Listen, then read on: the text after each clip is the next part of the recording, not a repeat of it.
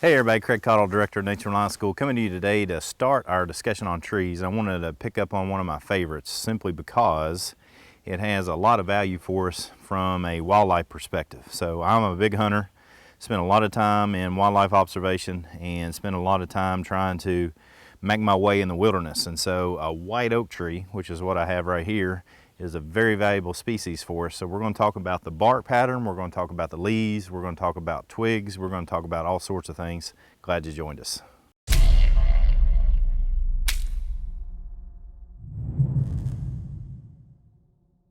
I've been running around here trying to get a really good white oak leaf, and this is one of the things you note when you're trying to study trees, and any other plant for that matter, is there's no ideal species. What I mean by that, and this is why we always recommend getting books that have sketches and drawings and illustrations rather than photographs. If you take a photograph of any particular white oak leaf and then say that's the standard, you're going to be sadly mistaken when you start looking for other leaves that look like it, because hardly any of them look exactly the same.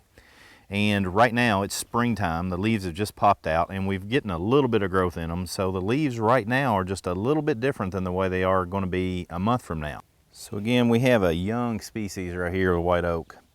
These leaves are usually anywhere from 5 to 9 inches, and that's going to vary. 5 inches to 9 inches, this distance right here. That's going to vary dependent upon what kind of nutrition it's getting, where it's located, whether it's getting plenty of water or not. That's a big decision maker on how big this leaf is. Okay. Usually they're going to be anywhere from 2 to 4 inches wide, like this one's about 2.5 to 3 inches wide right here. They are always, when they're arranged on their branch, they're alternating down the branch themselves rather than opposite of one another. And they're always going to have lobes on them. That's one of the things that you'll always note about particularly white oaks, is these lobes that you have. And the outer lobes, these have typically 7 to 9. And again, these are younger leaves, so they're going to grow and they're going to get a bit bigger. And you'll see that. Now, one of the things you'll note is that almost always this is the top side of the leaf, so it's going to be a brighter green, but when you flip it over, you're going to see it's going to be that duller green on the bottom side, and that's real important to note. Not all leaves are like that. And in the fall, this leaf's going to be almost a shade of a little bit darker than tan, like a light brown coloration, and it's going to be real easy to see, and the leaves are definitely going to fall off. Let's take a look at the bark on this beautiful tree right now. So one of the things you're going to note about it is it's almost going to be this ashy gray look. And when I look out through the forest, it almost always stands out to me because it has that look. It's one of the lighter colored trees, and that's one of the reasons it's referred to as the white oak. It has that whitish look. I would almost call it a gray look, and as a lot of people say, it's an ashy gray look. So what you're looking at when you're looking at this particular bark pattern is that you'll see that it's broken into these vertical blocks.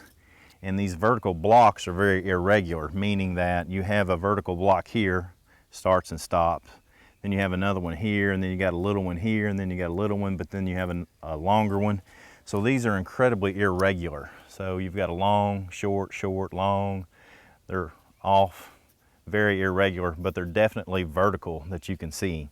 Now, the other part of this is that these fissures, the deepness of how it goes from the outermost portion of the bark into the innermost portion of the bark where it starts to get hard, if that's the way you want to think about it, inside of there is not very deep at all, maybe 1/4 of an inch. So from the outermost surface into that is not very deep. Those are called the fissures, okay?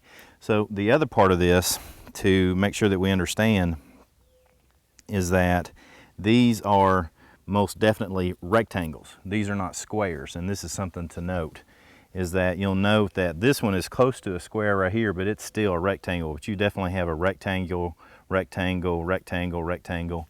And so when you're looking at this white oak, you'll be seeing all these rectangles that are very irregular with not very deep fissures when you're looking at the bark. So what we need to understand about the nuts on the tree is that a lot of people I've seen in my classes think that the nuts are laying right next to the base of the tree. And you'll find them there, but most of the ones that you'll find there are there because wildlife have carried them there. So if you want to start searching for a tree, go out and look on the outer edge, because the nuts are going to be on the outer edge of the leaf pattern of the tree, because again, the nuts are there to help continue the species, and so they're going to fall out away from the tree that's already there. So go out and look in an area like this rather than right at the base. Now the particular white oak, one of the things we're going to note about it, and this is true of most of the white oak subspecies, is that the cap on a white oak is going to be fairly small. Now I had to put this one together because there's not a lot of white oaks around right now, but basically you'll see on a red oak that the cap comes farther down on the oak or on the acorn than it does on the white oak. This cap is usually about a quarter of covering of the acorn, and the reason I point this out is if you know the difference between your white oak and your red oaks, your wildlife species prefer your white oaks over the red oak species. So if you're a hunter, you're a photographer, you're a naturalist, you want to see more wildlife so that you can put it on the dinner table so that you can take more photographs of it, you want to be looking for the white oak species, whether it's a white oak or the subspecies of the white oaks, the chinkapins, the chestnuts, and subspecies of the whites. These are the acorns you're looking for. So there you go, that's some basics on the white oak. Here's some things that you need to know about it. Again, I think I've made it pretty clear throughout the video. This is the tree to know if you have it in your area, if you're interested in hunting. Squirrels love it, birds love it, particularly turkeys love it, deer love it. So if you've got a stand of white oaks, that's where you're going to set up. And I'll give you a perfect example. I took my dad out hunting this year, turkey hunting. He hadn't killed a turkey in about 10 years, and he was really wanting to get one. And so we found a private landowner who was interested and allowed us to hunt there. And I'd been out on that farm a number of times. I knew where there was a stand of white oak, so we set up near that white oak before we even started trying to get the turkeys to gobble. I hit my burp, burp, burp, burp, trying to get the turkey to gobble early in the morning. Turkey was right there because the turkey's going to fly down and start feeding. Turkey flew down, started feeding. Dad busted him in about 10 minutes. I mean, it was a fantastic hunt.